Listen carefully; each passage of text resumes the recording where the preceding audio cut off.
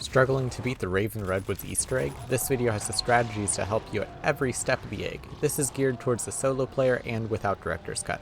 In the pregame, you want to make sure to bring along scope dollars. Shop class can also help you out by giving you an extra 200 points. You will want FMJ and hollow point attachments on your M1. Also make sure to have attachments set for your NV4. Right as you load in, grab the M1. In rounds 1 and 2, your goal is to get as many points as possible and fill your Fate and Fortune meter. You can rebuild barriers and shoot zombies before you punch them to just get a few more points. On round 1 you can tap zombies once with your M1, round 2 twice, and round 3 3 times. To further your Fate and Fortune meter, I recommend opening up the mess hall in round 1 and grabbing the boat part there immediately. Then open up the map through the amphitheater. If you got the most out of zombies, you should get scope dollars right at the beginning of round 3. As always with scope dollars, you want to kill as many zombies with each shot as possible. The amphitheater is a very handy place for this, as you can have the zombies walk around the fire to bunch them up. Another way to boost scope dollars is to go into Rave vision. It will double all the points you get. If you use the zombies right, at the end of round 4 you should have at least 10,000 points.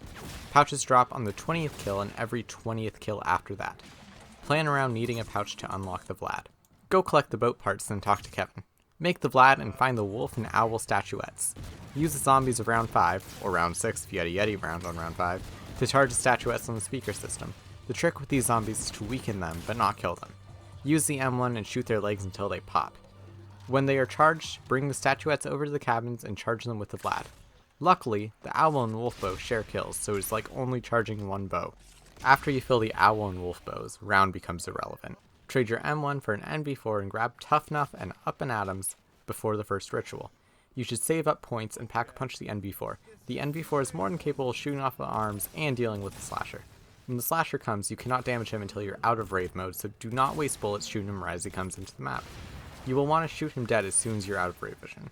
The worst case scenario is that the slasher charges immediately. This will leave you at one hit faster and Firebase Z lost my interest. I recommend going towards the adventure part because there are rarely zombies over there.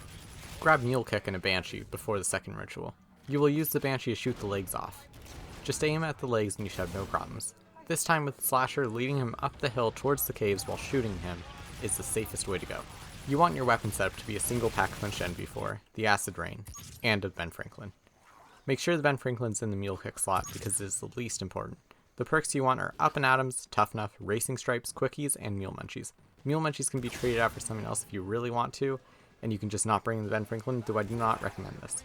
During the third ritual, you can use your Acid Rain or NV4 to get the headshot kills.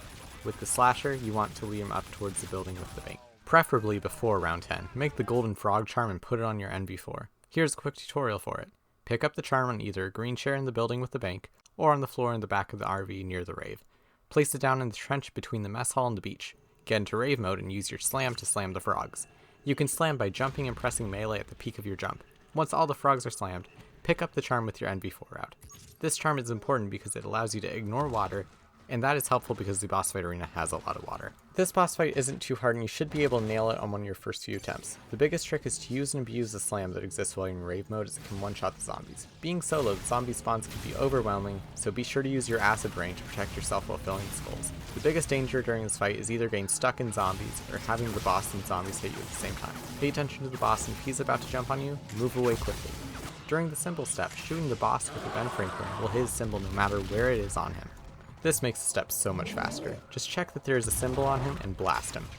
It also helps to understand how the zombies spawn during this fight. They spawn in waves. The next wave only spawns if all zombies of the previous wave are killed. It is way easier to manage one zombie than an entire wave. While you're trying to wrangle the slasher into the circle, keep one zombie and kill the rest. You want to keep that zombie alive until the green circles. The skeletons are buff. They stand no chance against the Acid Rain. The far back green circle has skeletons spawning only from one side, so go there for an easy time. Those are all my tips for the boss fight. Thank you for watching. I hope this made you a better player. Please consider subscribing. You can also catch me on Twitch Sunday through Thursday starting at 9 AM Pacific. Stop by and say hi. Thank you. Goodbye.